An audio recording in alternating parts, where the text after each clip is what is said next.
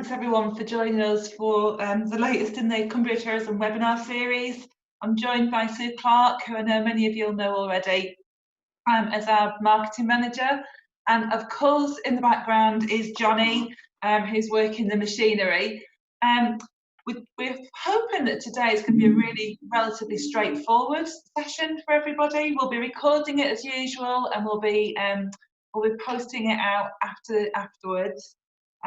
We'll have plenty of opportunity for any questions and answers, if that's helpful to people, and we can stay on as long as you need us or as little as you need us.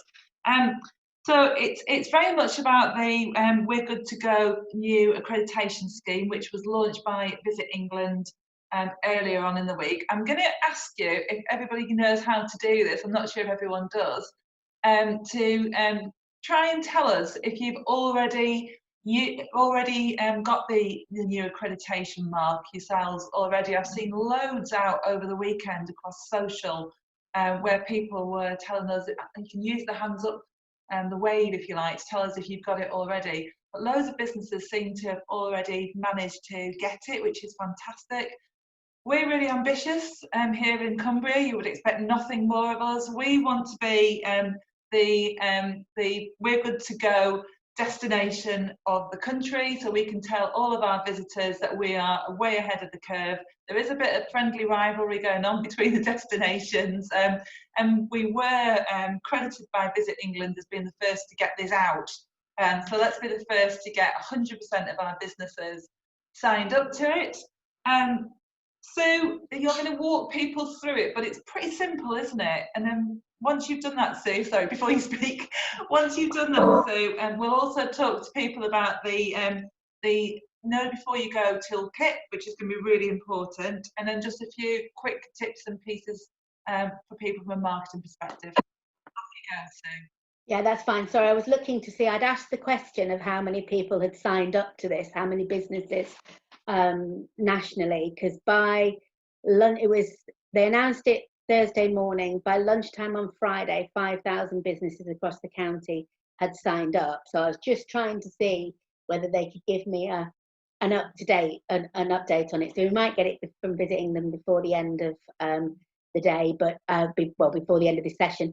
But what was asked on a call I was on with Visit England and the other destinations on Friday was, can we become a good to go destination? So there's a bit of rivalry, as Gill says, and we would like 100% of our businesses, members or not, to sign up, because it is dead straightforward.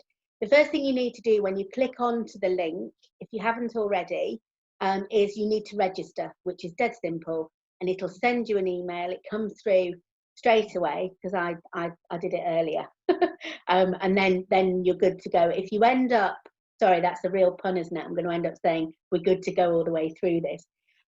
But at any point during the sign-up process, if the phone rings or somebody's at the door or you get distracted, you can save it and come back to it. But it literally doesn't take very long. I think it's quite easy, as Johnny and I were saying earlier, just to rush through it without reading the questions.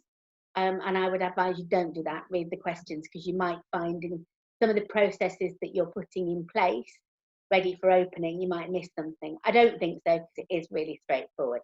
So Johnny is going to be, again, the man behind the scenes as usual, who's partly filled this in, haven't you, Johnny? So if we watch him and his cursor, really good this, is literally his business name, we are, so obviously we're doing it as Cumbria's Tourism here, because we do conferencing. In an ideal world, you can rent our conference room. We just fill in what type of business you are, and there's quite a lot in there, but there is another, and it'll ask you what you are. You're not going to get stuck and think, I don't quite fit into that category. Address, postcode, contact name, job title, phone number. Then it'll ask if you're a member of local DMO tourist board, that is. So you are, if you're a Cumbria Tourism member, you're not if you're not. And then you go on to next, or save, as Johnny's doing, but next is, that saves it. So if you do say if the phone rings, you save it and you've not lost it. Then it'll go through, have you read the government guidance, public health guidance documents, and do you understand how they apply to you? The links are there, which is very helpful. You're not going to have to go off looking for them. So as I was filling this in this morning, is yes. Has a risk assessment specifically related to COVID-19 been completed for your business? Now, we had a question leading up to this session today, which was somebody, do you have to use the official risk assessment, or can you use one that you would usually use, or find another one? I think the fact if you've just if you've done a risk assessment specifically for COVID-19, you're fine. It doesn't have to be. Is that right, Gill, from the guidance that you... No, I would agree with that. I think that to make it simple. Yeah, just making sure that within your risk assessment, you're reflecting the guidance that's come out. Yeah, there are some good risk assessment templates within the guidance, if you haven't come across one yet, but I think that we're a little far down the line now. A lot of businesses are opening on Saturday, so I think we probably have got that. So you'd answer yes to that. Then are you, or do you have a nominated health and safety person who's responsible for checking, understanding and implementing the relevant guidance for your sector? We have Johnny. So yeah, it would be your health and safety advisor if you've got one. If you're self-employed and it's just you, that's you. Have your employees, your volunteers been consulted and trained on the health and safety measures which you are planning to implement? If you're self-employed or work alone, then it's you. But again, as part of that guidance is you have to inform your staff and train them accordingly with the measures that you're putting in. So the answer to that would be yes. If you have, that is. Have the results of the risk assessment and any action undertaken as a result been shared with your employees and volunteers? And if you're self-employed, that's you. Again, I think the whole thing with COVID-19 is transparency, and you know, we're certainly sharing risk assessments around Cumbria tourism at the moment. So the answer to that is yes. Do you have regular communication with your employees, volunteers, to keep them up to date with the working processes and changes in business activity as a result of COVID-19? Long sentence. That's yes. I think one thing to bear in mind with this, and it does come out in this self-certification, that things could change. And one of the good things about this particular mark is they are saying that they will inform you because you're on the mailing list as things do change. So even though you're showing that you're sort of you're good to go, you've also got that little bit of backup that they should let you know if anything changes. But we do that as well. If any employees, volunteers are able to work from home, i.e. back office staff required to do so, if you're clinically vulnerable, are they doing so? Well, Jill's in the office, Johnny's at home, and I'm at home. So in our case, yes. Have you implemented frequent and regular processes in your cleaning your business as indicated in guidance, including disposal arrangements for cleaning products? That will be in your risk assessment, I would imagine, as well. Johnny, I think the answer to that for us is yes. Have you implemented the current government social distance guidance, which changed last week, as we know, wherever possible in your employee volunteer only areas of your business, including entrances and exits? If you've not, if you do not have any employees, obviously that's you select yes. So remember, Gill, you're saying you're in the office today and you've been doing that regularly with some of our other businesses that share the building. So have you reviewed the physical space available at your business to find the number of visitors or guests you're able to welcome at one time, whilst maintaining the government guidance, social distance measures, and implementing procedures to ensure visitor numbers do not go above this level? We have yes. I wasn't expecting to read all these questions, to be perfectly honest, but yeah, is there a process in place, i.e. signage, to communicate to visitors guest changes on the premises applicable to COVID-19 within the guidance? Yes. And I'm just seeing if I do need to read them all out, because you can see them on the screen. Yeah, they're pretty and you'll straightforward. go through it yourself. Yeah. I think it just shows how straightforward it is. It follows the guidance. To be fair, it follows the guidance from even before lockdown about washing hands and everything. Johnny, do you want to carry on and not wait for me and fill them I in. must admit, I was quite pleasantly surprised when I saw it, at how much of it I felt that we were able to, answer straight away because of all the preparations that we put in place. So I expect that to be pretty much the same for all the businesses. I think the one where it made me stop and think was, actually, have I communicated all of the risk assessments to all of the team? I have to, or we have to the staff that are here, as in virtually here, but have we done it to all the furloughed team and kept them up to speed? So there was some useful bits and pieces in there that made me think a bit more about how I can make that work better. Yeah, so the next one, next page takes you on to the next part, which is, this is the business industry verification, which it asks you if you're a member of any of the specific organisations. So you don't have to be, and there's 40 associations and bodies that are backing it, and it's anybody from sort of Church of England, Castmark, the B&B Association. It's everybody that's sort of fed into this guidance as well. If you're part of UK Inbound, UK Hospitality, which we are, if you put none, actually, Johnny, because if you're not any of those, we need to see what the next process. If you are a member of that, it does take you on to sort of the final stage. So if we say we're not a part of anybody, it only actually misses out one step. So it'll say, have you, this is related to your sector, have you implemented a pre-registration system or a contact-free registration process for delegates to maintain social distancing in line with current government guidance? Now, this is based on us, if I'm right, being a conference venue, but I think I tried myself earlier as a guest house, and it was dead straightforward. So it just applies to the, I believe, the guidance for your particular sector. So ours would be yes. And have you provided information for individuals on the premises on what to do at the event if they develop symptoms, which will be the same as if you're a business and an accommodation or an attraction if somebody was to go symptoms. So yes, it's part of the guidance.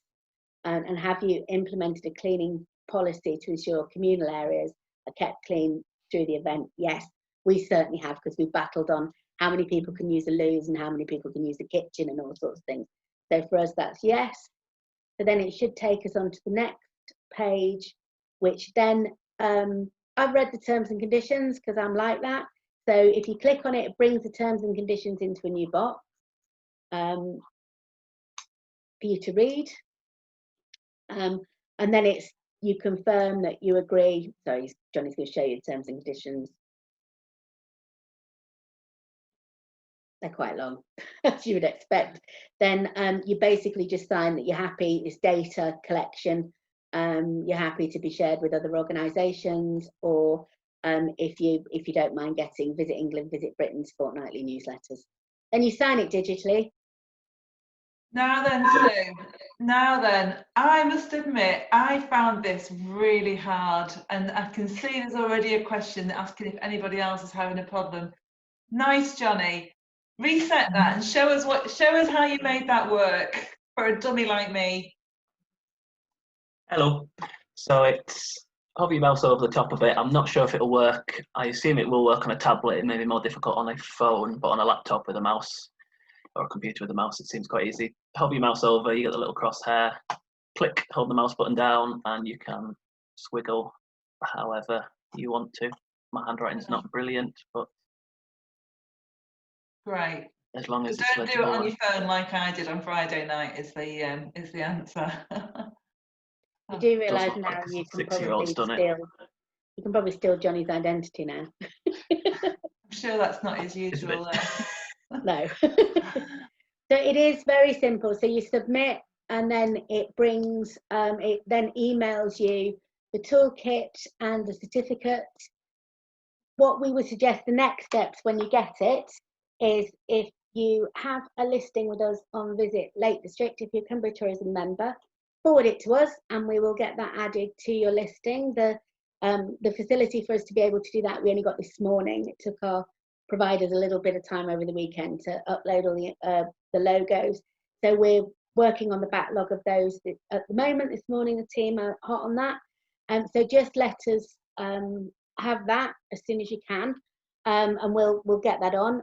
As Gill was saying, it was nice to see the people that have signed up to this over the weekend putting it out on their own social.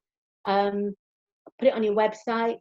I would say there is a toolkit as well that they send along with it of how to use it, whether you're putting it, if you're a shop, outside and the window, you know, so people can see it coming in. We would just like to see this everywhere, so we become a we're good to go destination, as Gill has said earlier.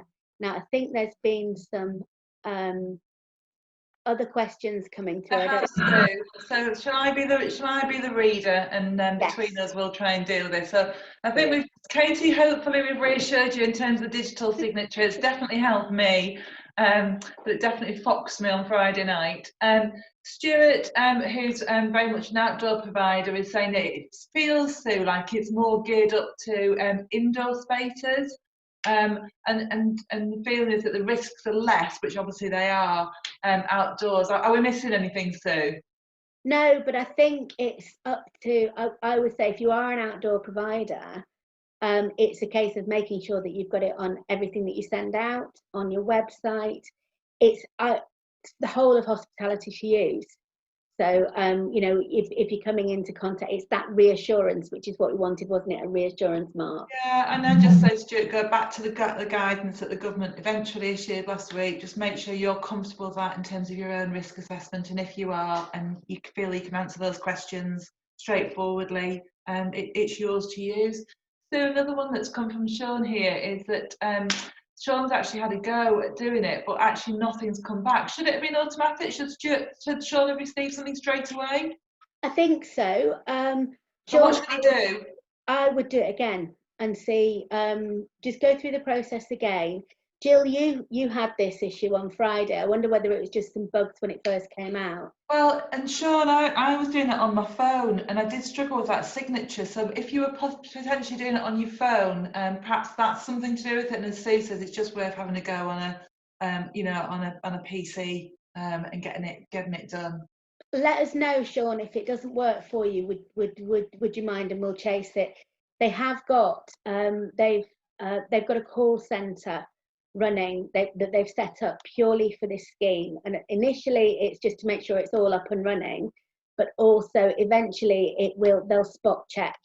So they'll be spot checking by phone, and they'll also spot check face to face when things, I think, get a little bit more normal, but also if there's any complaints, they'll be taking complaints centrally, and then I've asked that they escalate anything that we want to know, if there's any issues in the county, that we can actually, if there's a way that we need to help or we can help, if we get any visitor complaints, but I've asked that we know.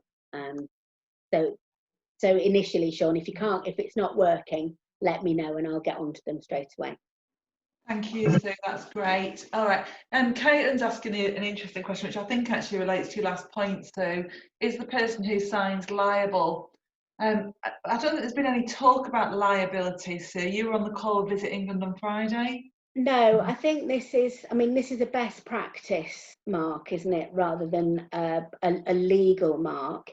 I mean, it does ask for the health and safety. The questions that you went through there, that, you know, do you have a health and safety person that's not, I'm going to use the word responsible, but you know what I mean. So I think it would be, if anything happens or if there's any complaints, I think they're very keen just to work with the business, you know, not send the boys round kind of thing, just work with you, just so we know that it's right. So I don't think it's the person that signs it's liable.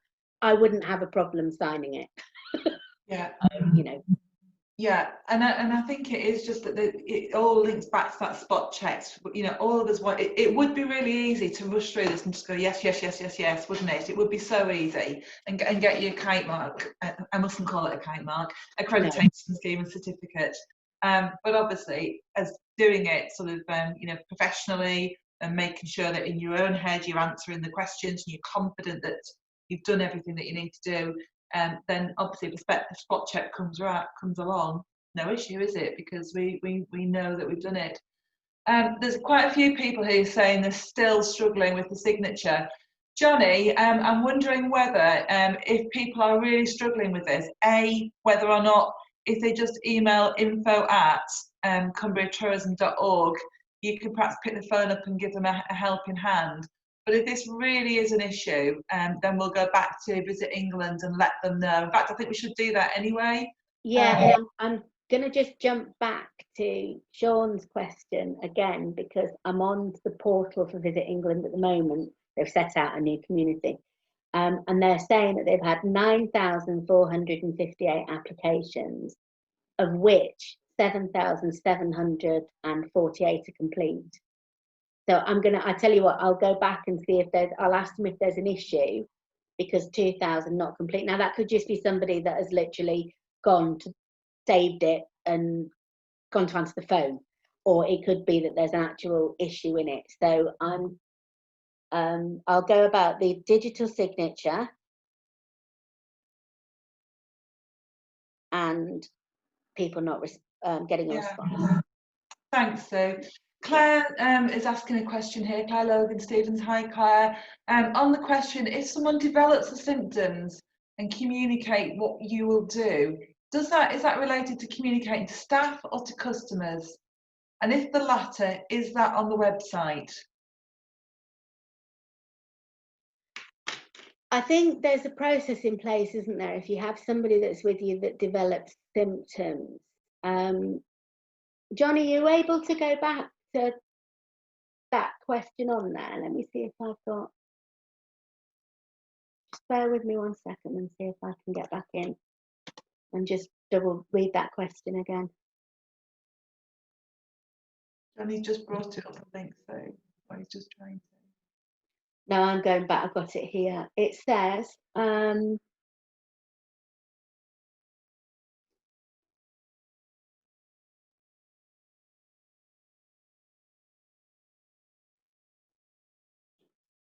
live time. sorry. No, it's fine. No, it's like a radio DJ, isn't it? Filling the air, but actually, it's really you fill in and I'll look. No, it's really important that we go through this thoroughly with people, and people feel confident with it. I can't find it now. Yeah, there's obviously quite a few people that have had problems over the weekend. Possibly, maybe there was a problem with the system at the weekend. So I can find that out, and what we can do is we can put a we can let you know what they come back with. Yeah.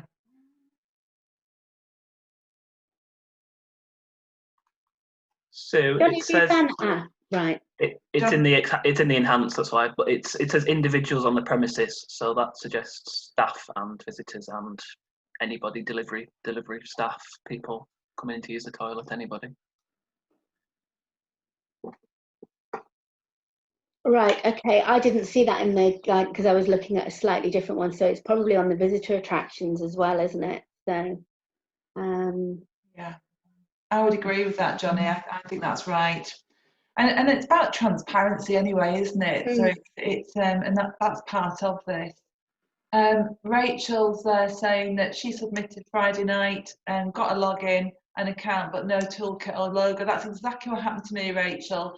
But Sue and Johnny have done it this morning, and it's fine. So either it's you and me, Rachel, or actually, by the looks of it, there's been some kind of issue over the weekend. So I would have another go. So we just need to find out if it's a lag, which I can find out just in and they're getting to it, or if it's you need to do it again. And I'll ask that question. So Linda Dodd's asking about the risk assessment COVID-19. Is this on the website for a hotel? So we've got the guidance that the accreditation scheme's got a whole load of links, hasn't it, to different risk assessments. And also the guidance that came out last week. But Linda, what we can do is we can, and Johnny might be able to look for that now and put it up on the chat. If not, we can send it out as a link straight after this meeting. Katie's saying that yes, there were definitely some problems over the weekend. So we're getting to the bottom of that. Leslie's asking whether or not there's going to be a window sticker. Was anything mentioned about that on the Visit England call on Friday too? No, but I will ask them about that. They are planning, they've just been awarded the funding for the campaign that his name's escaped me, Jill. Oh, the Know Before You Go. The Know Before You Go, thank you. Yeah. Yeah. Yeah. So it might be as part of that, Leslie, but I'll ask the question. Yeah. Know Okay. Before You Go is a campaign that they're running alongside, so it's to give visitors that confidence as they're booking. So we'll be in the, it's got some quite nice messaging in it, and we'll be using that on visitlakedistrict.com as well, just on our pages at the moment that's showing where everything's open, and it was sort of all the safety part of it before. We'll be using Know Before You Go, some of the messaging on that, because it is quite it's quite a nice campaign, and they're going to do it nationally, so we will piggyback on the back of that. But I'll ask them if there's a window sticker. Yeah. So Richard Downs, I don't know whether this was mentioned on the Visit England call that you were on Friday, but Richard's saying that they're providers to hotels for temp hire for chefs, housekeepers. Is there a similar scheme, Sue, for service providers, or can they use this? I think they can use that. I've seen, I saw MPD, who's the leaflet distribution people, Yeah. they've signed up to it on Friday. And I think, it's this is where I suppose a nice little sticker would come in on the side of vans and things like that. But yeah, it's definitely open to everybody. That's another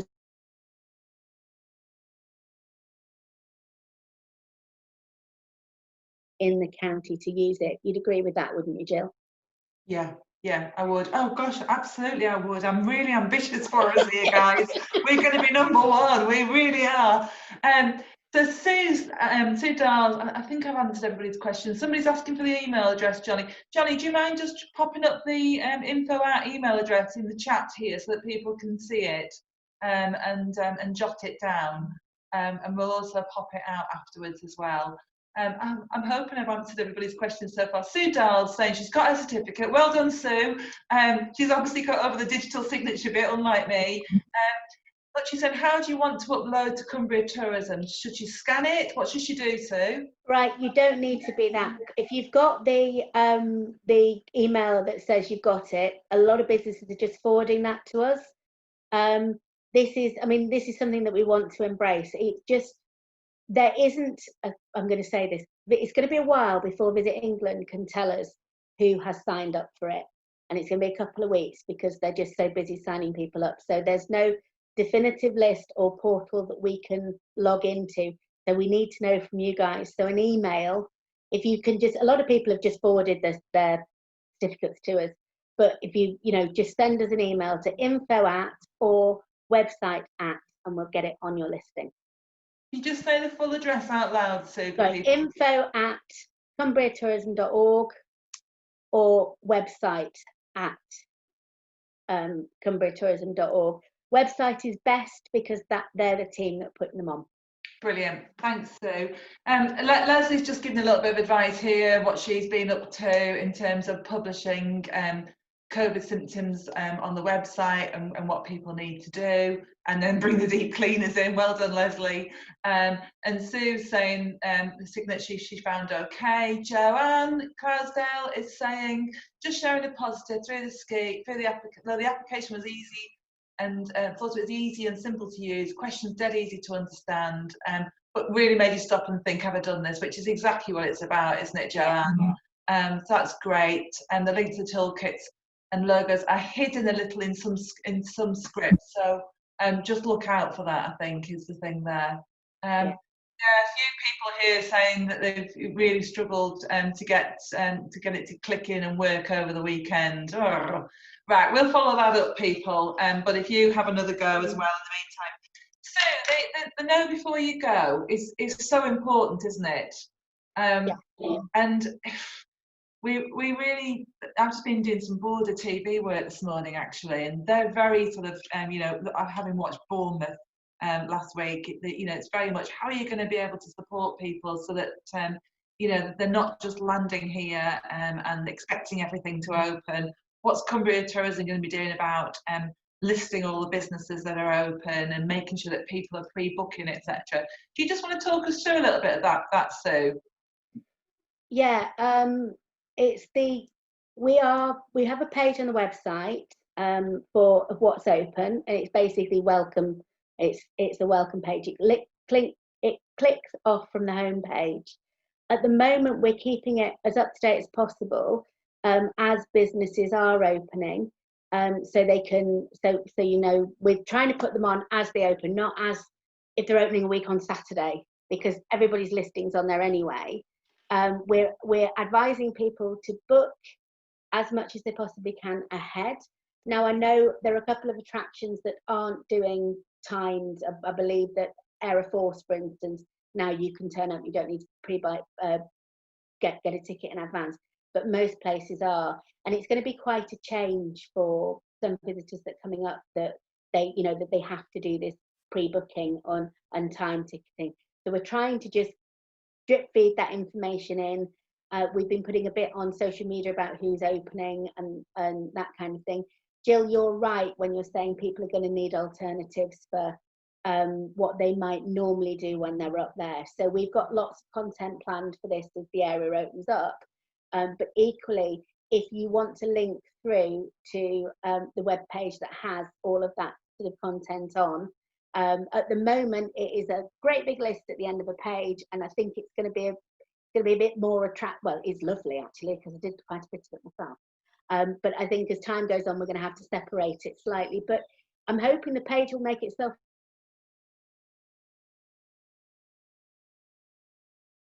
redundant in the end. Someone about accommodation, that we won't be listing individual accommodation that's open, because places will be booked up anyway. So we just need to signpost to it that we know that some businesses are open on Saturday, some businesses are open on the 1st of September. So we're trying to say to the visitors that you need to just do a little bit of research and use your destination website for doing that. Also, because we're very much pushing a direct booking approach, that we need you to book locally. We need to keep the money in the county to save jobs, but also, if anything were to happen, you need to have that communication with the business beforehand, not a faceless DMO. You didn't say that, did you? But I think so that's how we're doing that. But again, that kind of information on your own websites just shows that you've looked at it. I think if we can all sort of use that same message and get people to really think about, what do they want from their day, and everyone's got used to the fact that things are a little bit different, and just that extra bit of planning. If it's going to be a wet day and you're expecting to go inside a particular attraction, that attraction may have a booking system in place. You might not be able to get into it. So what's your plan B? And obviously you can help, if your accommodation provides and people are staying with you, you could be helping get that message across when you're talking to your guests as well. So I think that's fair enough, isn't it? So what else would you like to tell us in terms of what you need from these brilliant businesses who are 5 sleeps away now from many of them 5 sleeps away now from opening? What else do we need them to do with us so we can help to maximise business? Right, I'm really going to do quite a strong call out here, please. We're a very, very small team at the moment, so we don't have the capacity to ring around everybody and find out what they're doing. So we need to know. We're getting requests now for journalists. They're wanting to know, apart from the stuff that Gill's doing, which is very, all the lobbying and how the area is opening out. A lot of our journalists are wanting a little bit more detail than that. They want to know individually what businesses are doing, what the quirky stuff you're doing. We're going back to PR. If you think all these journalists and influencers that normally come up, everybody's going to want it. So we're just trying to get, I know the PR team are actively trying to get that kind of good PR. So we need to know your stories. We need you to be feeding that in. We will be doing, I'm saying this is like the royal we. We're doing a big push for the 4th of July on Saturday, opening up, whether you're opening up or not, really. We're going to be using, I've already spoken to a lot of people about the recovery campaign and the different strap lines and things we're using for that. what we're going to use for opening up this weekend and over the next couple of weeks, and it's come naturally, this, which is we're the perfect place to rediscover. So if you want to use that as your hashtags, you want to use that in your marketing, you can also use the perfect place to reflect and all of that we're using. But I think rediscover fits quite nicely this weekend. And right, piggybacking on the other 9,000 businesses that are applying for We're Good to Go, we're going to use the hashtag this weekend of We're Good to Go. Gill's doing a grand tour, and so are some of the board around the county, which I'll probably let you talk about, Gill. We are helping some businesses that need a bit of a hand with kickstarting their own marketing at the moment. So if you need a hand with that, give me a shout.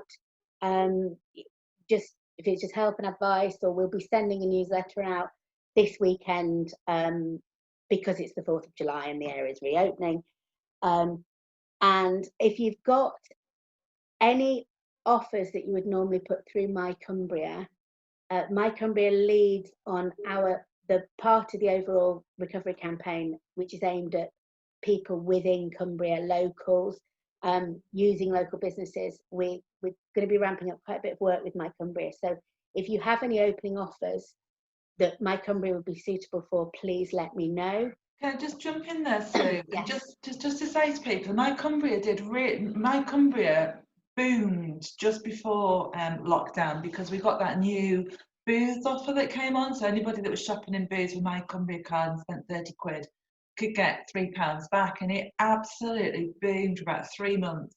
And we really expected it to slow down once lockdown came, and perhaps even stop, and it hasn't. And actually just this weekend we've seen a real spike again in terms of people buying the card or renewing their cards. So it's free to put an offer on My Cumbria. You might not want to put an offer on at the moment because obviously, you know, you profit, you've got no money.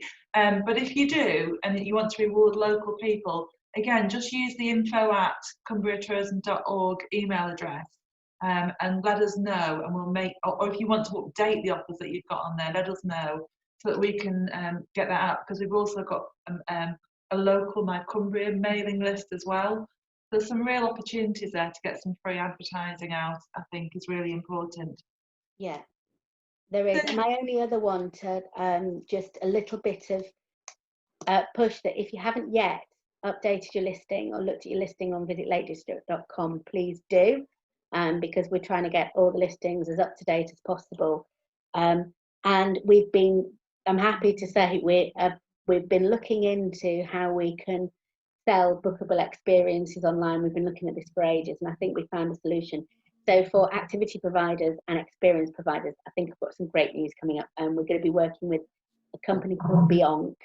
Not a great name, but they work really, really well in other rural destinations. So we'll be working with them over the next couple of months to get bookable experiences online. So it's going to help if we're going to have to, if you don't have a ticketing process in place yet, that might help. So we're going to try and work quite quickly. You're really excited about that one, aren't you, Sue? I am. It's not often I'm impressed. That's good. So we'll get some more information out about that as soon as possible. But you're hoping to have that live this week, aren't you? We won't have it live, but we'll be going out with it. I've not even seen a contract yet, but yeah, we're going to get on it as quickly as we possibly can. Brilliant. Leslie has answered the question about guests displaying symptoms a little better than I think we did, Gill. Of course she has. Well done, Leslie. That's great. Some really useful information on there. I love these sessions because there's so much sharing that's going on. Because Sue's sharing there about her own risk assessment. Frank's asking, can you please advise us which is the app to download which has all the information on of events and restaurant opening times and who are open, Sue? It's not a link. It's not a.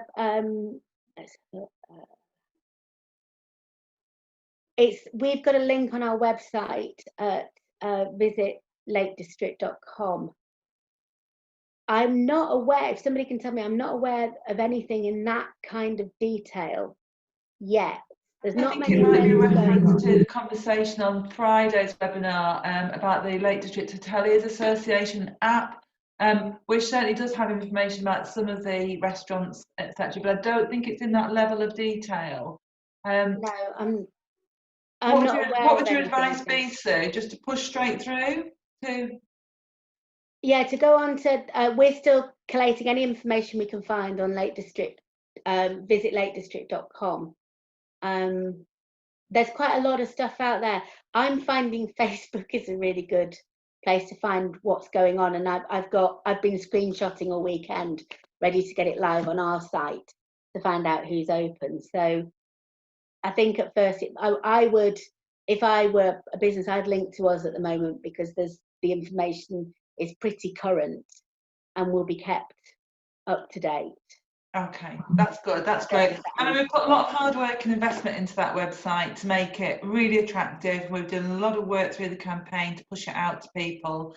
The stats are very, very good. The database that we've got has grown by about 12% during lockdown. So there's some, and we've got a social media followers of 350,000, something like that now. So we've got some really strong opportunities to get out and reach people. Now, interestingly, now who is it? It's Jackie's just saying that, you know what, she's asking really what people's bookings are like for the weekend. No, it's not Jackie. Sorry, Jackie. It's Joanne. She's just asking what bookings are like. Have they gone a little bit wobbly? Some people are still a bit nervous to travel. Somebody else, the way it's Jackie, saying had cancellations for July, but bookings for September, October. Definitely not a case of phones ringing off the hook. I think it'll be different for different businesses, obviously, and I have heard some really great stories from when the Prime Minister made the announcement last week. But I'm not surprised by what I'm reading there on the chat, because our visitor survey very much had over 3,000 responses, and about half of visitors said that they felt confident to come back straight away, and about half felt that they would come back, but they would be more cautious in their return. And that looks a little bit like that reflection. Now, actually, I've been speaking to quite a few accommodation providers who've told me that their bookings are okay for July, but actually they're seeing some good bookings coming through for September and October as well.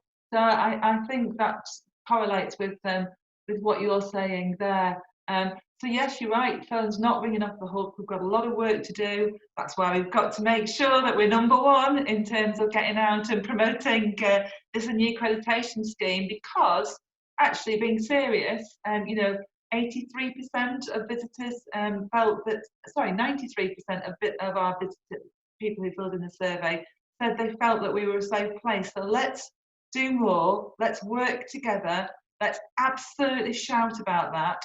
You've done a brilliant job in getting yourselves prepared to reopen. We're doing all of this work together in terms of know before you go. I guess what will happen a little bit is there'll be people that will be watching very carefully this weekend and over the next coming weeks to see what happens. And then we might find that actually the flow opens up more. Would you agree with that, Sue?